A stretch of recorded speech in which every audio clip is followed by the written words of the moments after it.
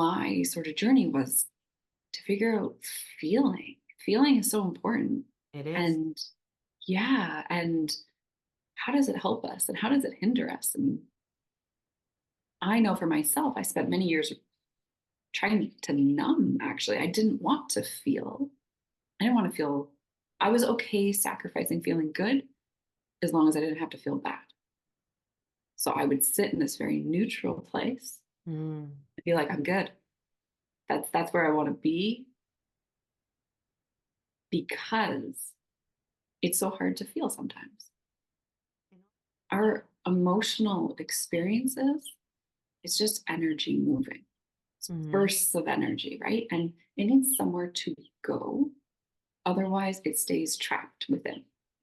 Don't want Right, to you be want to make here. sense of it, right? It's like, just tell me how I'm supposed to feel so I can look for that feeling and get over it. And the act of breathing in a pattern at the depth that you're not used to, it's It uncomfortable, is uncomfortable. right? It It doesn't is feel uncomfortable. natural, Mm-hmm. right? And then, just like you hit a point where it's like, oh, it's still uncomfortable, but I understand what I'm getting from this. Right. I feel the release. I feel I'm starting, because honestly, it takes courage to laugh, to cry, to scream. If you know yourself, you get to love yourself with the good, the bad, and the ugly. And you, again, cannot hate anybody if you know their story because at some point you can identify with their fears, with their struggles, with their whatever it is that they're going through. Because we all have those moments in our lives. And that's what it makes us able to connect with each other.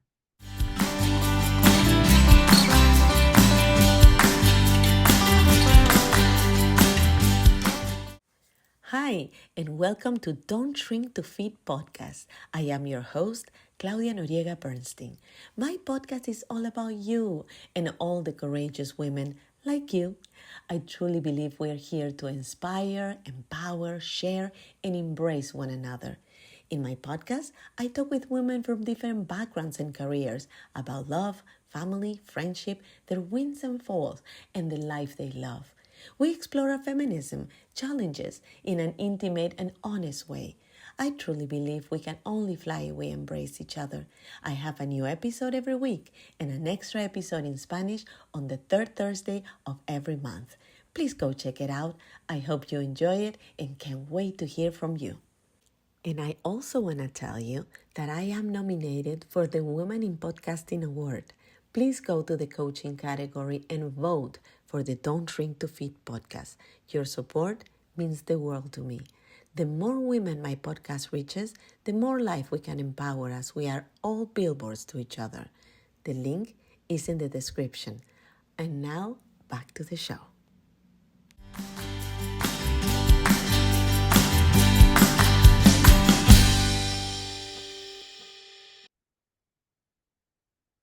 Hi, everyone.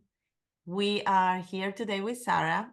I'm very excited to have you here. Welcome to the Don't Shrink to Fit podcast, Sarah. Thank you so much. Thank you for having me. I'm so happy to be here. It's interesting that sometimes when we are on a career or a job that gives us some stability, we feel comfortable and we kind of put our deep desires on the side because that's what we think we're supposed to be doing.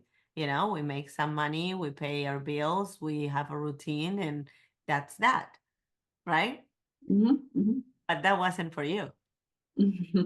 No, So not at all.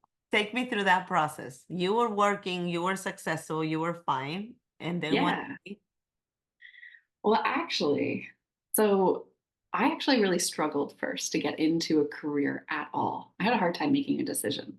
okay. Yes, I spent a lot of time in post-secondary education, kind of hiding out, for lack of Mm-hmm. a better word. I just didn't know where to go or how.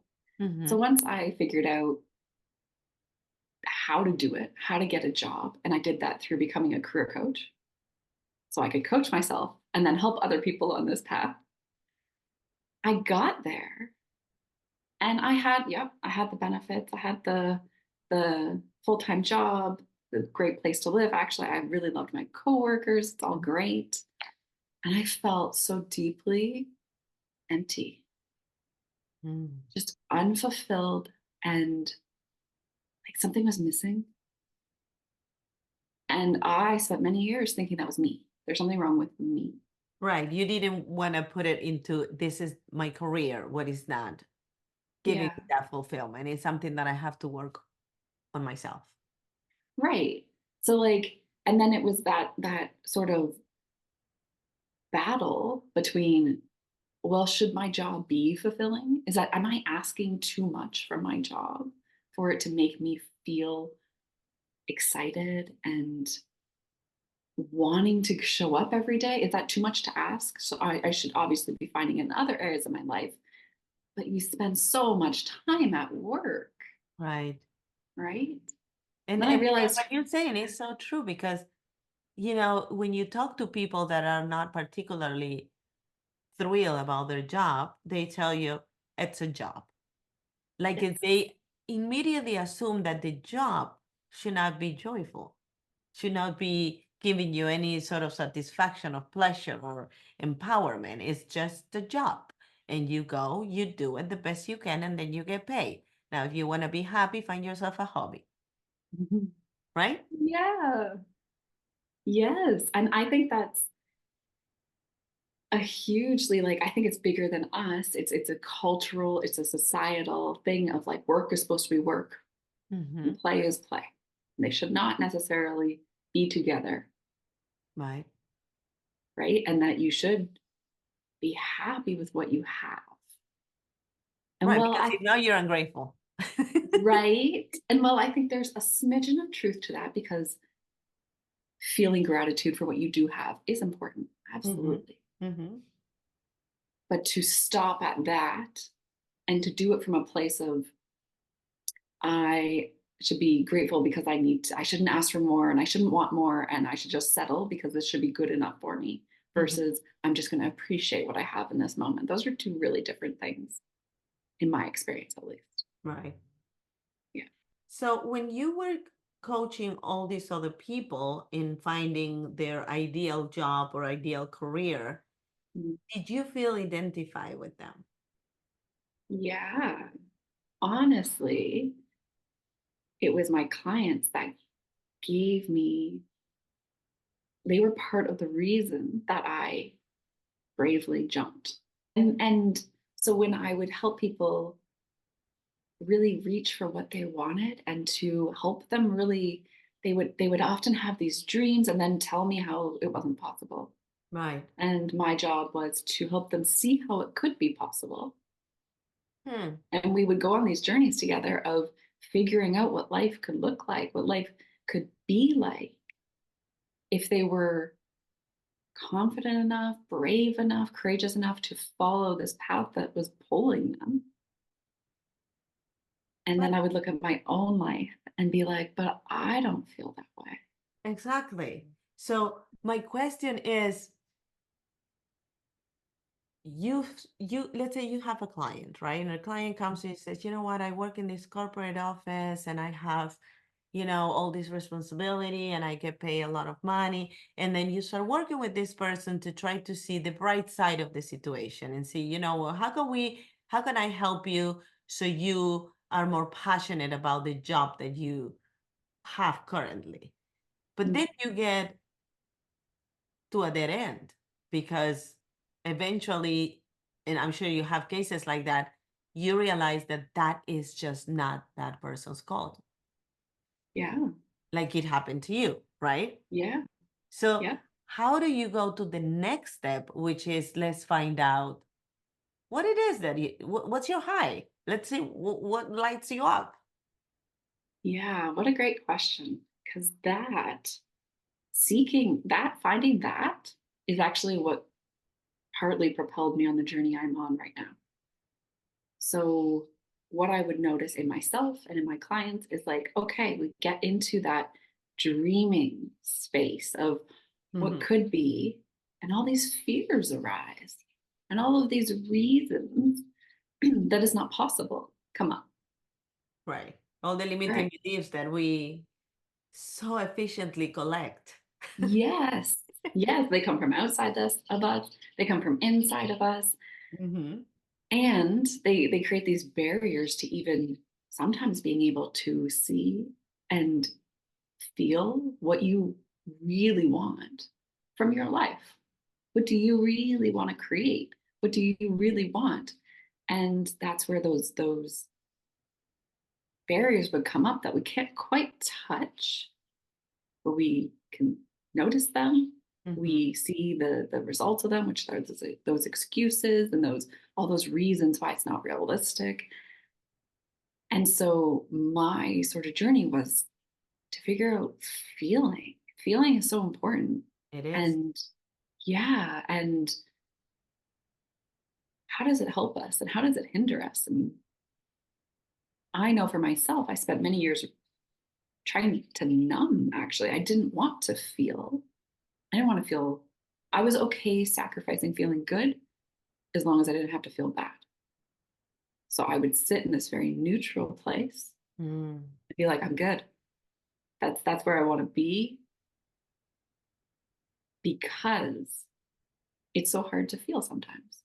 And also because we are learned to stop crying, you're okay, it's fine, don't worry about it, get over it. Yeah. I was watching, no, actually, I was reading an article. I drove to LA a couple of days ago. My daughter just relocated there, and I was reading an article, and I um, told my husband about it because it was this lady that was talking about putting her kid to bed every night. And that night, for some reason, she couldn't. She was doing something and she couldn't. So she asked her husband to put the baby to bed. And the kid was like, I think 6 years old, 7 years old, something like that. And he goes, you need to go to bed. Daddy's going to put you to bed. And the kid started crying and crying. I want mommy. I want mommy. I want mommy. And the dad was like handling it. And at some point, and he was very empathetic with the kid. He was allowing the kid to express the feelings, to be in the moment with the feelings. And in one moment, the wife sent him a text and he goes, do you want me to just come? Because she's not stopping. And he goes, I got it. Don't worry. And after a little, the daughter calmed down and she went to bed. And that was the end of it. But it was an article and they have comments in the bottom. And one person said, I think this is wrong. I don't agree. If she wants her mommy, she should get her mommy. And I was having this conversation with my husband because we're a blended family. So we have a different way of parenting. And our kids are all adults now. But I said, I never learned this from anyone, but I always try to give my daughters the space to express their emotions, not to bottle them up, not to send them to the back burner. Because when you learn about your emotions, you learn about yourself.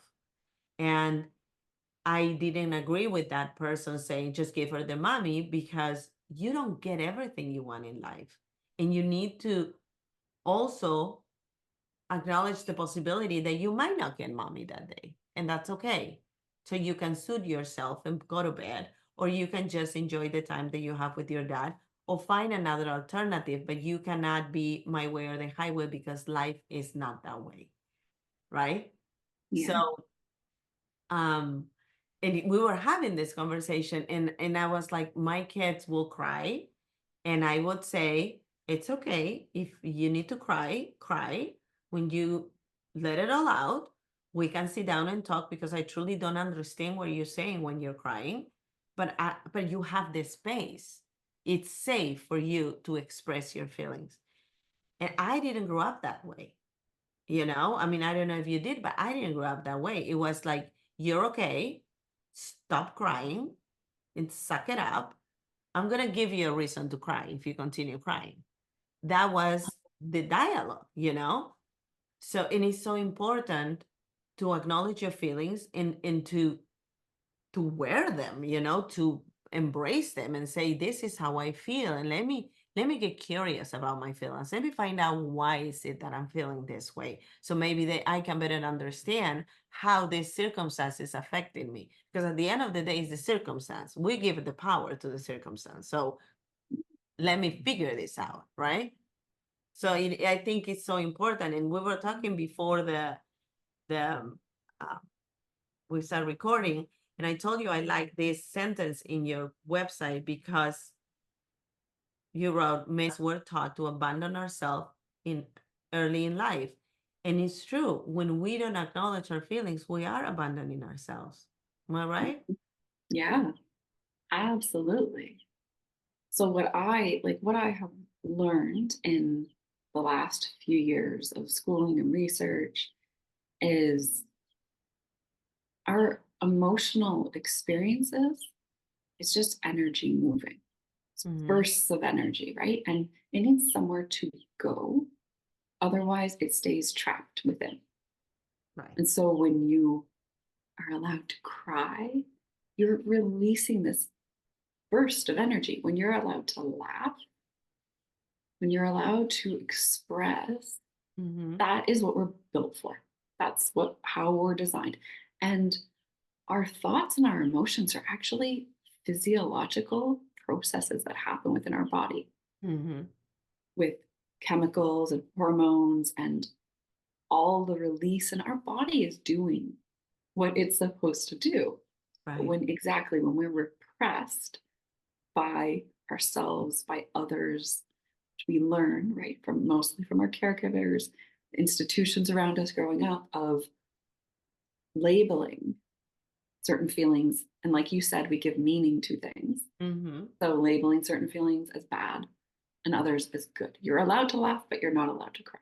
You're allowed to Right. show, yeah, happiness, but you're not allowed to show anger or frustration, not to express that. Well, that Mm. means it gets stuck in your body. And not only allowing it, is feeling it too. I mean, shame. Is shame a waste emotion?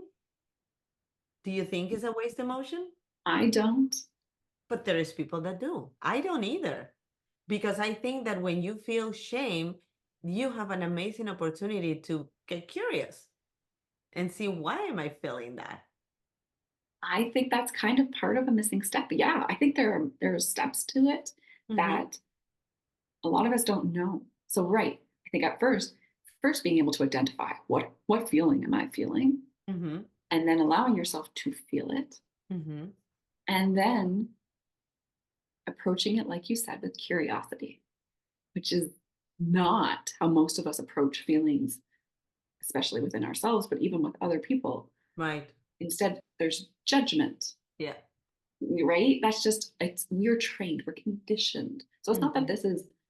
no one is a bad person for doing this. This is what we've been taught to do. Exactly. And we just get to learn something different. So what you're saying is exactly what I am learning is the answer to allowing us to process our feelings is by being able to identify, well, that's shame. And then you go into, okay, I don't like that feeling maybe, but I can feel it. Where Right. is it in my body?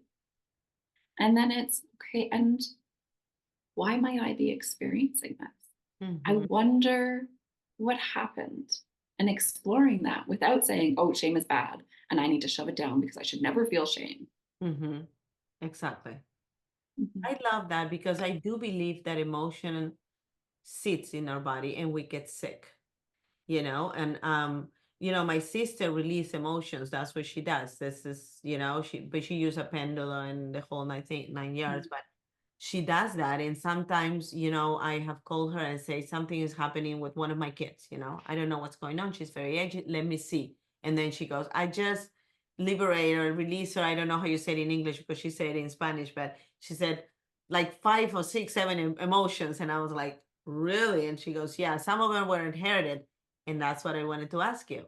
We Mm. inherit also emotions from our parents, and we're born with them, and they're sitting there, and we don't even recognize them because we don't even know we have them.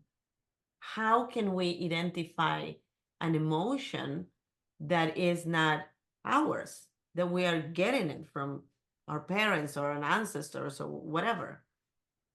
How do you do Yeah. that? Yeah, that's a very good question. So I'm sure there are many different ways.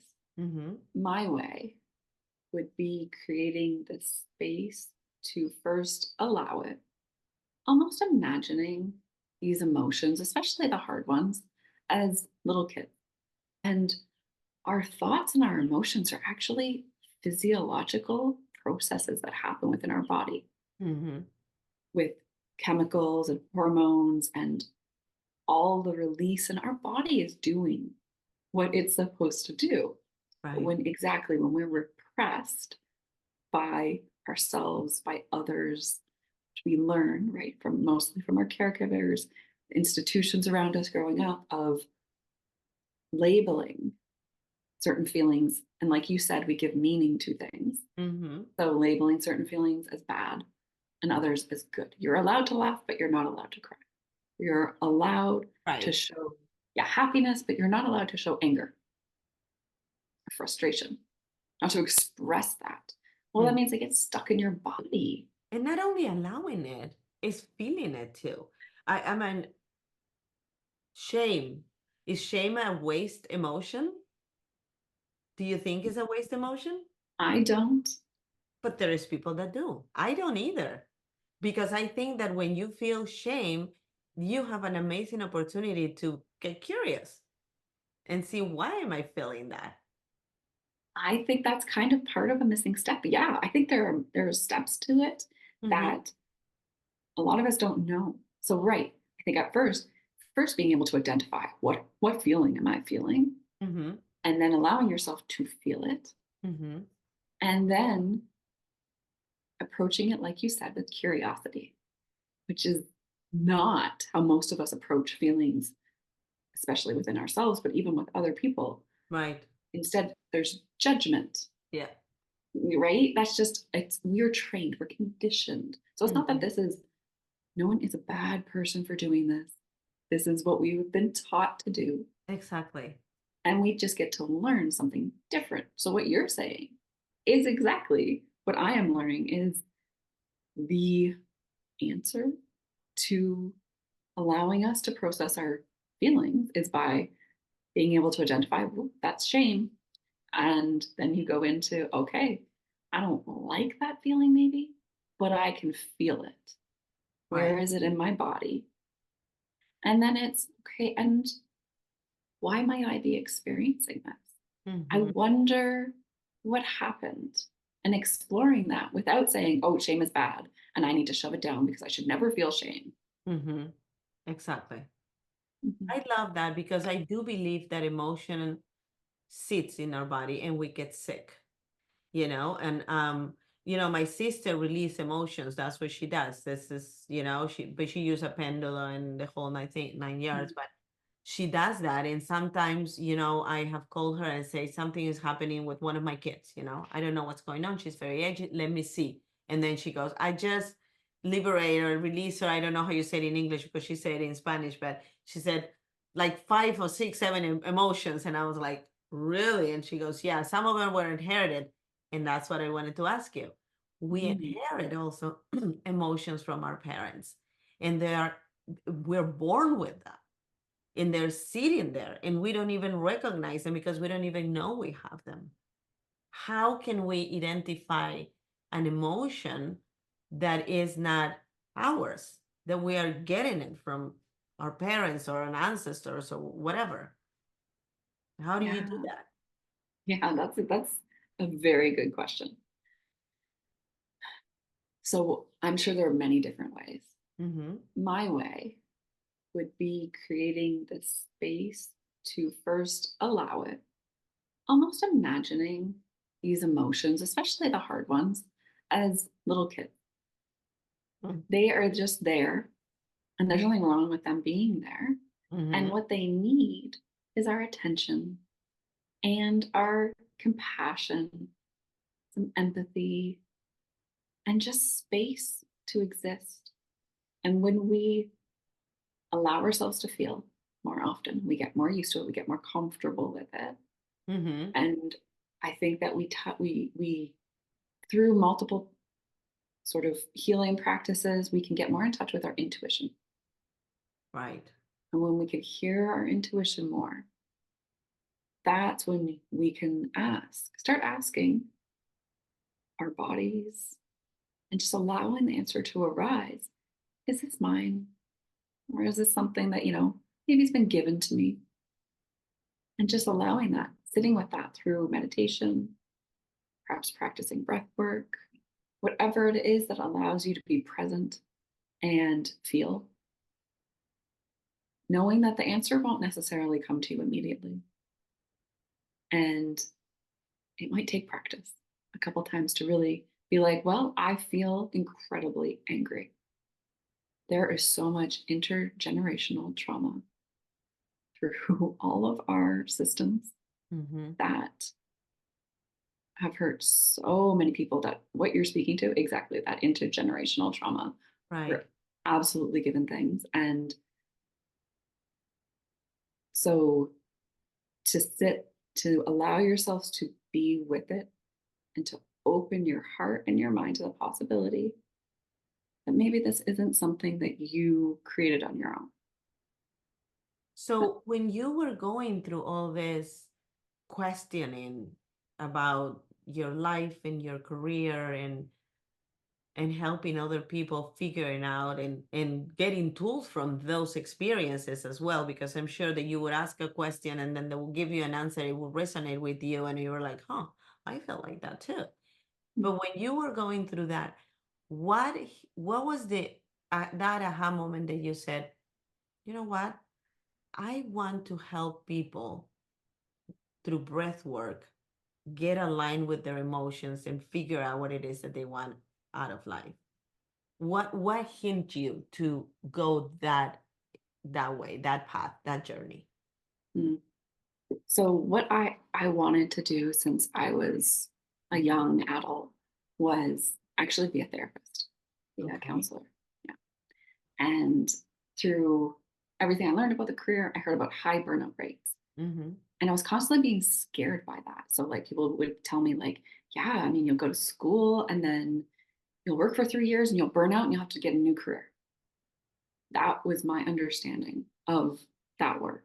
And Because you so can get burned out. I mean, you're a absolutely, coach, I uh-huh, have to, I will coach everybody 24/7, but I know I will not be good for the fifth person in a row and in a day because I would be mentally and emotionally and psychologically exhausted. So we have to set those boundaries and say, I cannot go more than whatever amount of people a day you're capable to do. But I think that yes, it's true that sometimes therapists do that, they get burned out. But mm, I also think that for the longest time, I don't think it's so much right now, and correct me if I'm wrong, but for the longest time, therapists were one size fits all. So they would take anybody and their mother, if they wanted to get coached. Now I think because we have so many coaches and different niches, even therapists are like, no, no, no, I'm only going to work with this kind of people, or I only going to help this kind of people. So it's not as it was, 20 years ago. absolutely. Like, yes, stuff is changing Mhm. quickly and often. Yes. And so while I was drawn to that work, my research has shown because of the pandemic, Mhm. and not necessarily therapists per se, but social workers and Mhm. nurses, there's teachers, there's so many helping professions, Mhm. and a lot of them work for nonprofits Mhm. where wages are lower.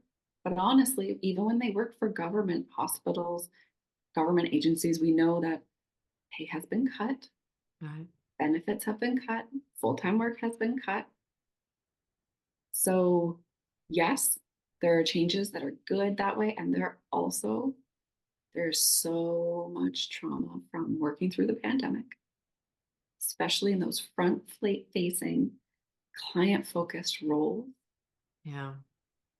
And we know that there's not a lot of support out there. That, yes, making sure that you're not doing 5 clients a day is self-care, setting boundaries, amazing. And a lot of people work for others who don't get the choice. They don't get to choose their workload. They don't get to choose how many hours they work. Right. And all of that is outside of your control. And that's frustrating. And that's not fair. And you still have control. You still can take care of yourself, even facing things that are outside of your control in the moment. And that is very much by learning to go within and to take care of yourself. My life wasn't always like this. I became a single mom in a foreign country with 3 girls under 5. I had cancer, no health insurance, no job, and no family around to help me. I felt defeated. I felt lost, stuck. I was terrified. Life can be challenging. It was for me a few years ago. I tried many times to stay afloat. I fell and picked up myself again and again. And each time I failed, each time I felt lost, each time things didn't go my way, I would look at my girls and tell myself, you can't give up. All that while I was trying to make it look fun and easy for them and for the world. It wasn't easy. It was hard and scary. Fast forward to now, I know every lesson and every fall was worth the life I get to enjoy now.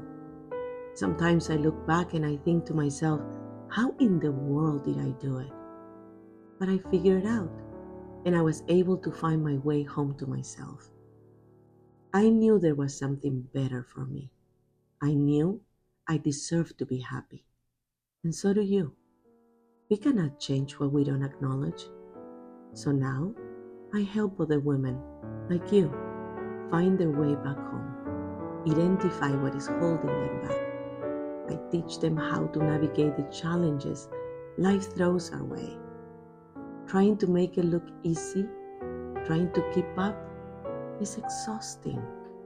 How would you like to wake up every morning empowered to receive what's meant for you, enjoying the life you're meant to live? If this is you, let's chat. There are so many ways you can get access to my coaching. Let me guide you to achieve that life that you're dreaming about. It's your turn. And that comes back to when we were taught to abandon ourselves, we forgot how to go within. Right. And so we lost that tool. And so if all that external stuff feels even more overwhelming because there's chaos inside and you don't know what to do with it because there's feelings from years built up, thoughts, and then you've got these patterns. So then these habits, they turn into beliefs and they limit you because they're based on the past, but you don't realize that because you're not in the moment because it doesn't feel safe, essentially what it comes down to. Your body, if your body is your subconscious mind, which I have read that many people believe that. So if that's what it is, you're ignoring the subconscious part of you, which is really calling most of the shots. Wow. So so that comes to that mind-body separation. So we're up in our minds the majority of the time. We want to be logical. Right. We want to be logical, that we want to understand it, and then sometimes we even go further. We want to justify the thought. Like when we have an emotion or a thought, it's like, okay, let me justify it. Let me understand it. If I cannot understand it pretty good, let me justify it, but let me be okay with that thought instead of digging deeper and finding out the root of that thought or that emotion. I mean, we think, right? And then we believe our thought and it becomes a fact. I mean, I truly believe that every relationship is a sum of thoughts. You know, we have a sum of thoughts about a person, and we know how we feel about that person, and it's totally based on our perception and our thoughts. And oftentimes, that perception and those thoughts are based on past experiences. It's not even a reality. Absolutely. Scary. It's scary. It can be. I mean, it's complicated, right? Humans, we're complicated. I know that we're moving out of that era of like where we were seen as machines or Mhm. mechanical. That's just so not true. We're so layered. But even those machines, I was watching a documentary last night, and they were talking about how advanced we are going to be in the next couple of years to replace a lot of the workers with machines. Mm. But one thing machines cannot do is feel. You can program the machine, but the machine cannot feel. So you're still going to need the human. How many humans? That's a different story. But do you believe the machine can totally replace us? Oh, and that's where, so, so who I primarily work with are helping professionals. Mm-hmm. And the reason that their work is so challenging, really, when it comes down to it, is because they're a human with their own beliefs and emotions Mm-hmm. and humanness, helping another human navigate some sort of challenge. And Mm-hmm. so to act as if that helping professional can just be a blank slate and not absorb anything and not like feel anything about whatever situation they're helping someone with is not how humans work. It's not realistic because you don't clock in and start a new slide. Slide? How But you say that? Yeah, it's like yeah. coming from home with already a bunch of experience and feelings, and you're starting your day at work. I had a retreat a couple of weeks ago, and I was explaining to them how our thoughts, work. And I was explaining to them, if I am not in the right state of mind, and I go to a place and somebody come and say hello to me, and I'm short because in that moment I am not 100% myself, that person is going to create a perception of me that is not who I am, is who I was in that moment, that I was overwhelmed, distracted, not feeling good, my stomach hurt, I was worried, whatever it is that it was going through me in that moment. But that perception is what that person is going to take and run with, Mm-hmm. of what they felt in that moment. Mm-hmm. And it's so crazy because we do this all the time with a lot of people, and more so when you go to work, you're coming with that. So suddenly your boss think she's being so rude to me today. It has nothing to do with you. Nothing to do with you. I'm just coming today to work because I have a job. But if I could have a choice, I would stay home with my sick kid. So my mind is not here with you right now. My mind is with my sick kid at home. So I'm going to go through the hoops because that's what you're paying me for. But don't ask me one more little line of my battery because I cannot give it to you. I'm not physically capable or emotionally capable to give you that other line in my battery for you. You know what I'm saying? And Mm-hmm. then oftentimes we don't understand and we take it personal and we're like, she's just being rude to me. Mm-hmm. It's mind blowing to me. And it's funny because I taught my daughters to always take in consideration the intention, not so much the action of the person, but the intention. So when they will have a fight with their sisters, they will come to me and say, she told me A, B, and C, and she did this and that, and she hurt my feelings. Do you think her intention was to hurt your feelings? Do you think your sister really woke up in the morning and said, today I'm going to hurt her? No. So you got to take in consideration in any given time, what is the intention of the person in front of you? You might receiving it in a way that is not exactly what you wanted, but was her intention to hurt you? Was your intention to be, you know, disrespectful or rude or short or whatever?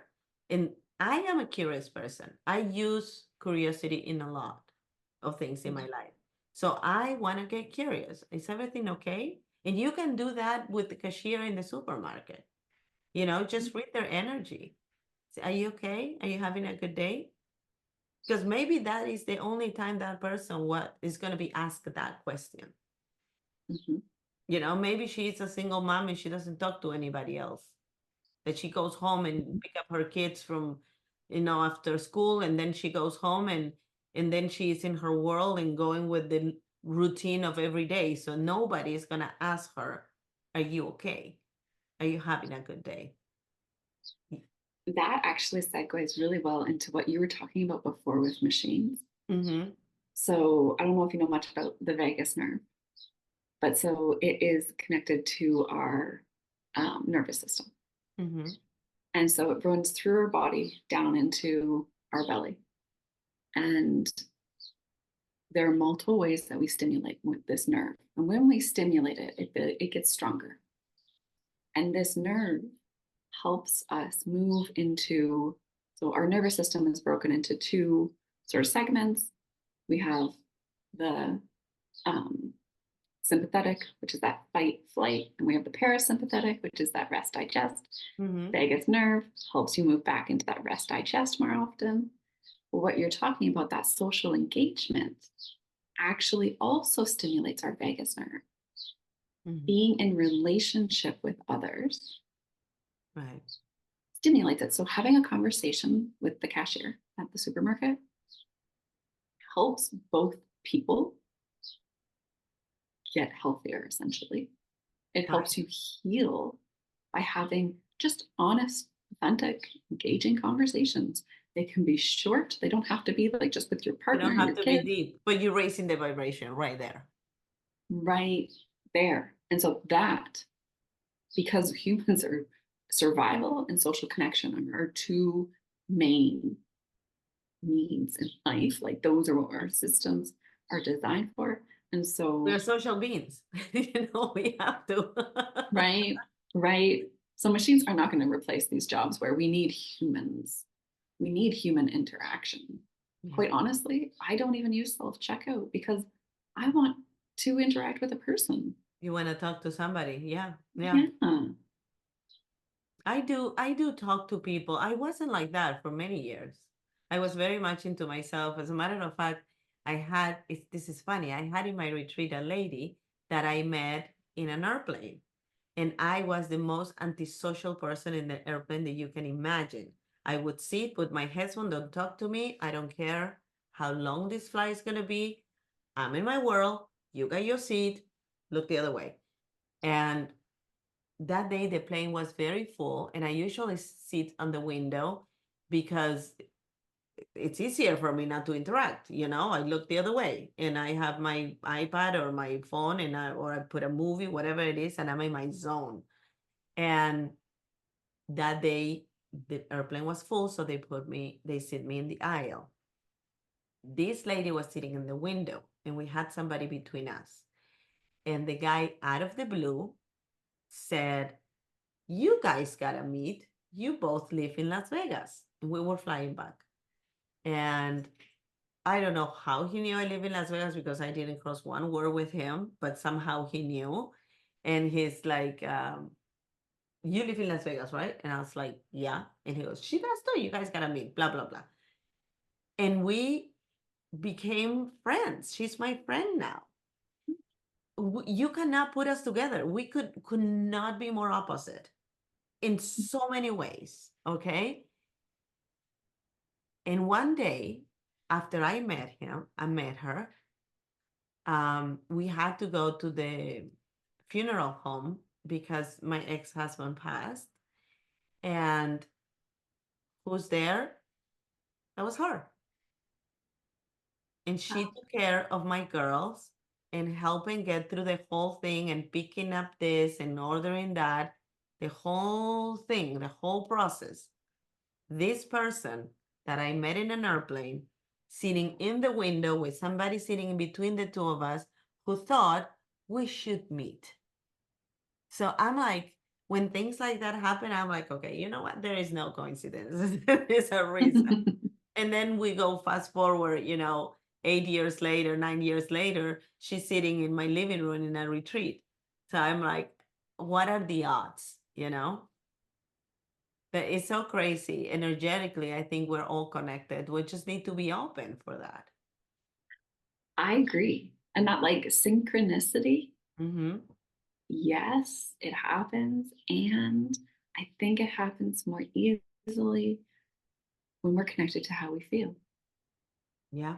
So if we're trying to connect with that synchronicity, whatever we call that, the universe, um, source, higher energy, our emotions are a huge part of choosing our vibration. So we can be in these higher levels, right? Yeah. And if we're unable to know how we're feeling or to feel to begin with, Mm-hmm. we don't have much choice there. And so I know there's lots of talk about that, raising your vibration. It took me a long time to really understand what that meant and how would you even do it. I spent years being like, I don't vibrate. I do not understand what people are talking about. What um, is that? right? And then Yeah. I kind of one day it clicked as like emotions. And I was like, oh, but I don't want to feel. Right, because that means that you have to be vulnerable. Yeah, And we have this misconception that vulnerability is weakness, when in fact, you have to be super courageous to be vulnerable. absolutely. Absolutely. And you have to be willing to feel the full spectrum of Yeah. emotions. Yeah. Because, and it is true, when you give up and you're like, I do not want to feel those really hard ones.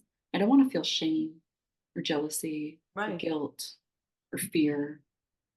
When you numb yourself to those, you also numb yourself to bliss, joy, Mm-hmm. connection, deep fulfillment. Sit kind of in the middle there on the fence, living a half life, just Yeah. getting through the day. Like you were saying in the beginning, Mm-hmm. you just, you pay your bills, you do your job, and you hope you find something meaningful outside of work. Yeah. I think life is more than that. I Mhm. love that you have the breath work incorporated in your coaching. Mhm. That has been a game changer. That I has to be. I learned breath work actually a year ago. I never had done it before.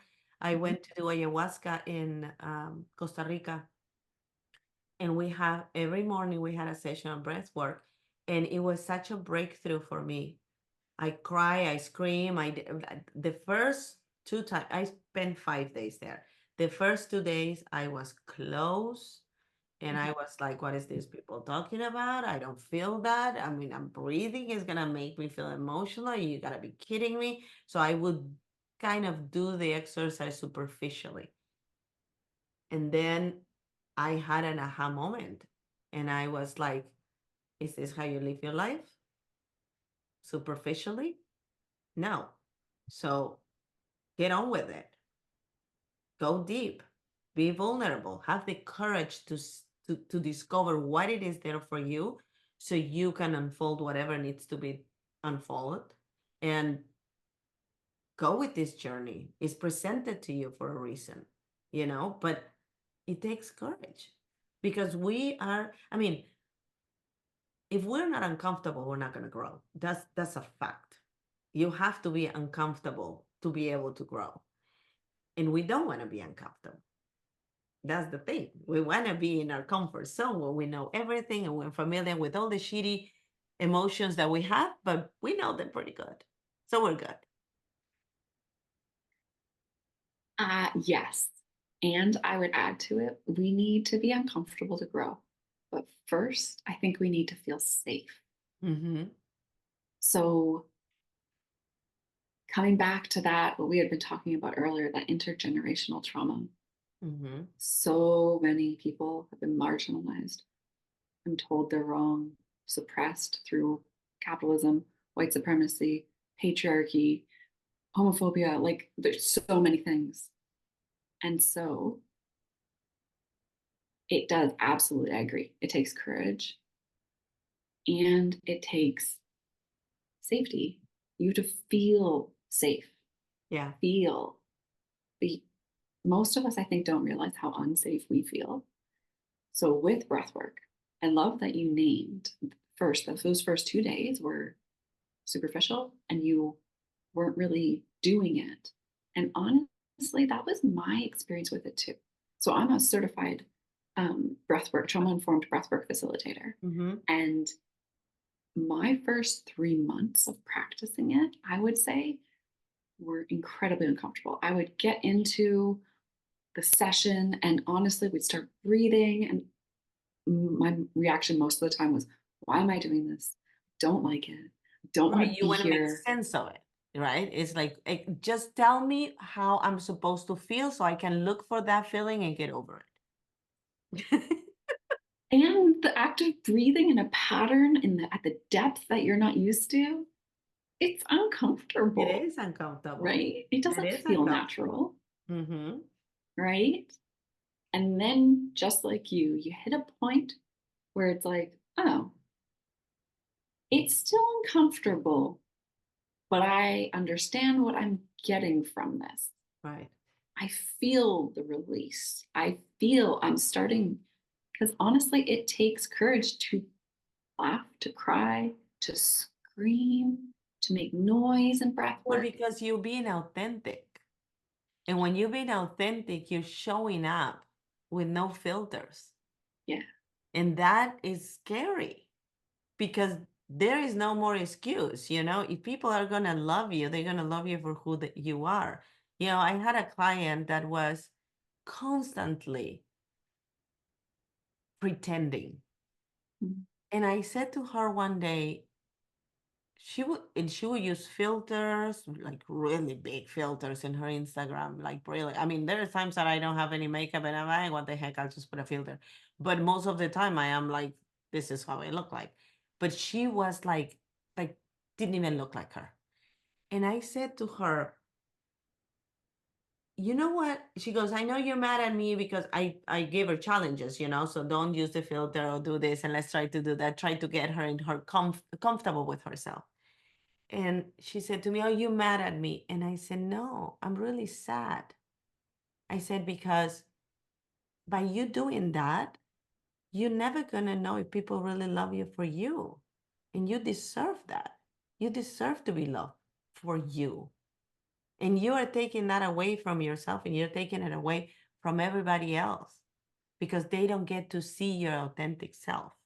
So they don't get to love that authentic self. So no, I'm not mad. I'm extremely sad that you're not choosing to be loved for who you are. And make her think. It's like she was used to the negative.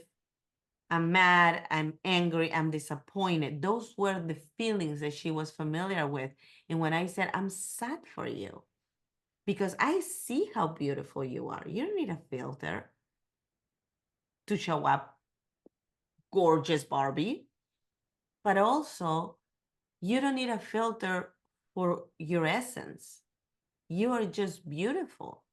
And you are cheating yourself from receiving that love that people could feel for you if you would show up authentically,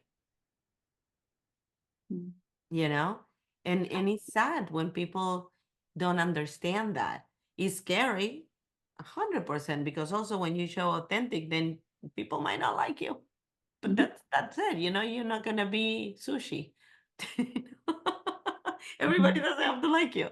Um, One time I was talking to Kathy and she said that, do you like sushi? And I go, yeah. And she goes, well, people doesn't like sushi and sushi doesn't care. And I'm like, that's true. Sushi doesn't care. But you have to get to that level to not to care and just you like the mirror. that is looking back at you. You like that person, and that's I enough. I think that is exactly hitting it up the nail on the head type thing. Mm-hmm.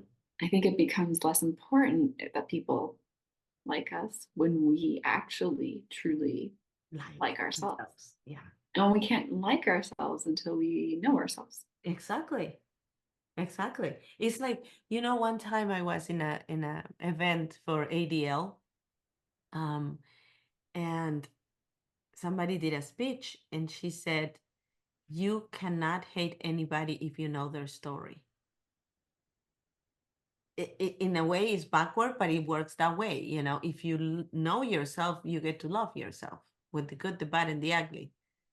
And you, again, cannot hate anybody if you know their story, because at some point you're going to identify with their fears, with their struggles, with their whatever it is that they're going through. Because we all have those moments in our lives. And that's what it makes us able to connect with each other. So, wow. I wish I could have another half an hour with you, but tell me where people can find you. So the best way is my website. It Mm-hmm. is rebelrootscoaching.com. Why Um, rebel? because it feels like going off the beaten path. Good. Yeah, our cultures and our systems have definitely and are continuing to definitely teach us to ignore, to just Mm-hmm. focus on the external, to settle. And I think it's an act of rebellion to do To be whatever authentic. it is, right? Yeah. Let's be a rebel and be ourselves. Right? To be What a yourself and get concept. there, right? Get there the way that fits for you. That doesn't need to be cookie cutter. It shouldn't be cookie cutter. And Right. maybe we embrace that. Yeah. Perfect. I'm going to have all your information in the description of the show. This was amazing. Thank you.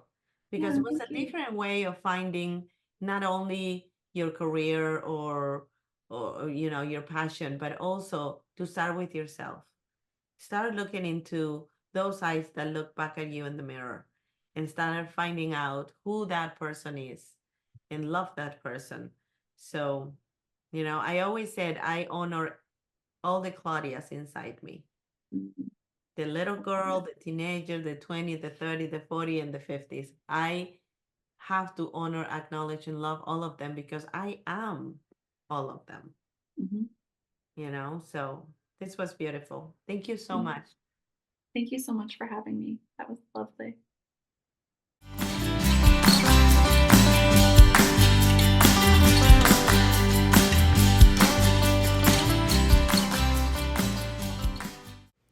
Thank you all for listening to the Don't Shrink to Fit podcast. If you like this episode, please write a juicy comment below and subscribe to my podcast. Remember, we can only fly if we embrace each other. Until next week, be happy, be safe, and be kind to yourself.